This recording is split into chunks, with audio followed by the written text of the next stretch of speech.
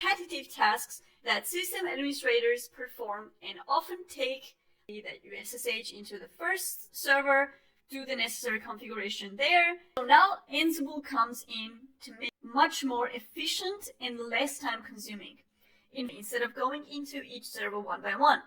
Second, you can do it by writing all the steps with manual steps or combination of shell scripts and manual steps.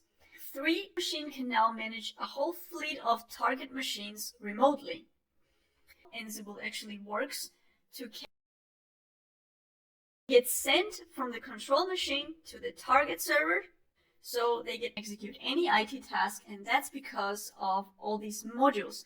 So it has modules for many different cloud tools like AWS or Google Cloud. It has modules to. So let's see some of the examples of module usages in a certain sequence grouped together to represent that one